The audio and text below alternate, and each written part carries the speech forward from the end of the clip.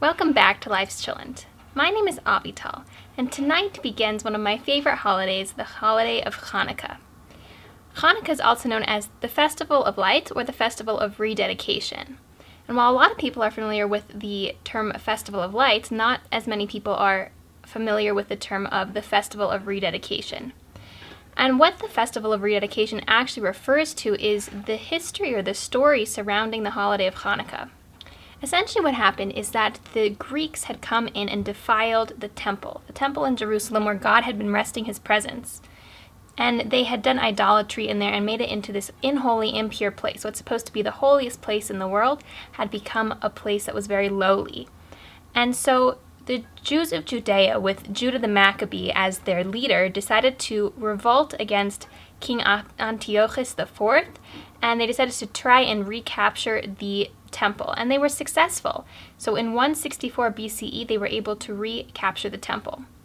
Now, because the temple had been filled with idolatry, they needed to rededicate the temple. They needed to make it holy and pure again. And one of the things that they had to do in order to start the service again was that they had to light the menorah. So in the temple, as we've spoken about in some of the Parsha videos that I did, there were many objects, one of them being a menorah that was lit every single day. Now, the menorah in the temple had 7 total branches, and it would be lit continuously throughout the day. Now, the Jews had, while the rededication process should have taken 8 days, the Jews only had oil enough to light the menorah for 1 day. And the miracle surrounding Chanukah, not only is that the Jews that were able to recapture the temple and make it ours again, but that the oil, that they only had one sort of vessel of pure oil that goes into menorah has to be pure. They only had one vessel that they knew hadn't been used for idolatry because it was still sealed.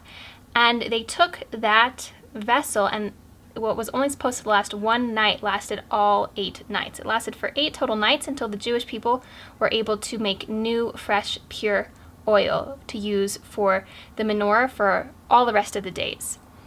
And so it's quite amazing. While really the story of Chanukah is surrounding the Jewish people rededicating the temple, the miracle that we commemorate annually is that vessel of oil lasting for 8 nights, which is why one of the best known things that we do on Chanukah is that we light our own menorah.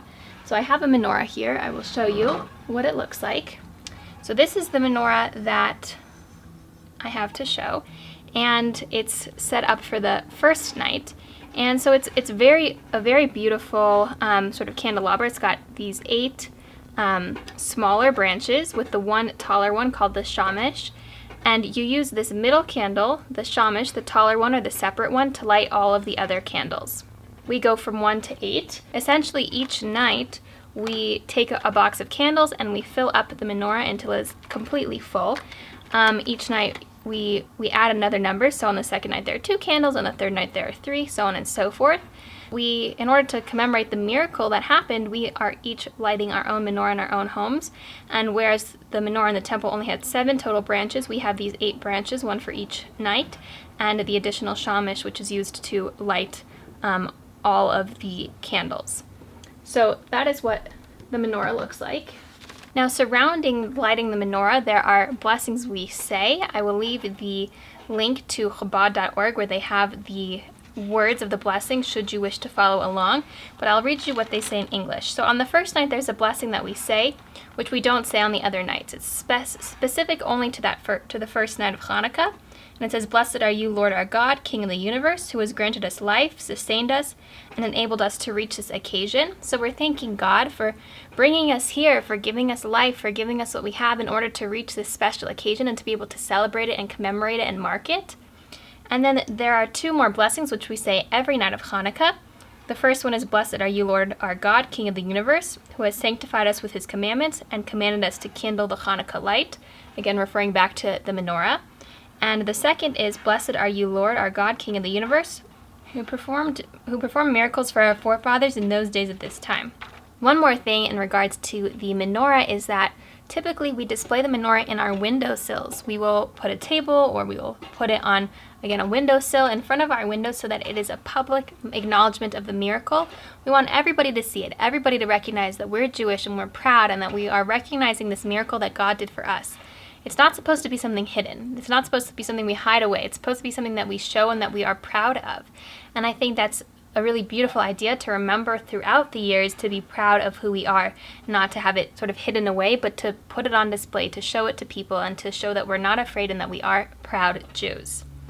Now, some of the other traditions of Chanukah also surround the miracle of the oil. One of them is the tradition to eat fried foods, typically latkes, which are potato pancakes, and sufgani oat, which are jelly stuffed donuts. Two very delicious foods. If you have to do something related to Chanukah, that would be something I highly recommend. One more food-related tradition is Gelt. Now, Gelt actually means money, and it refers to the idea that we should be giving money to children on Chanukah so that they can do tzedakah, they can give charity. How it actually looks now in modern times is typically with its chocolate coins that you give to children or you give to whomever. Usually now it's collateral in the game of Dreidel, which I'm going to talk about in a minute, but the idea is actually to do something charitable and to remind children how important it is to give charity. So yes, enjoy and eat your chocolate coins, but also remember to be charitable.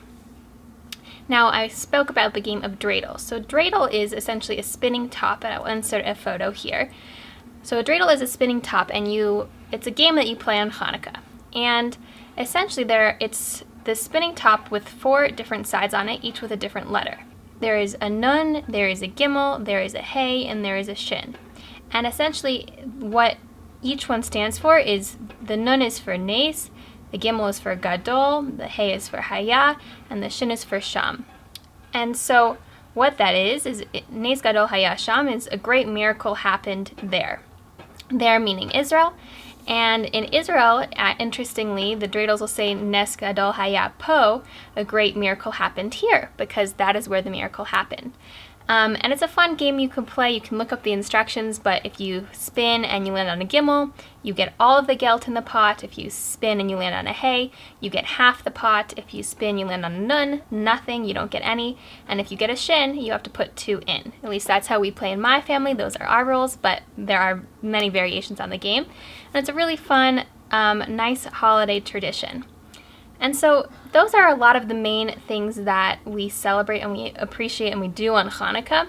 But I think it's also interesting to remember some of the symbolism. Last year I spoke about in my video, and I will leave it in the description, how perhaps we can look at the 8 nights of Chanukah as things that we are grateful for, each branch being something that's so central and so vital to our lives, and to remember to express gratitude for those things that are so fundamental to our lives. And I spoke about how the shamish is, in my life, God. It's the thing at the top at the beginning, and that He blesses me to have all of the other things on my menorah list.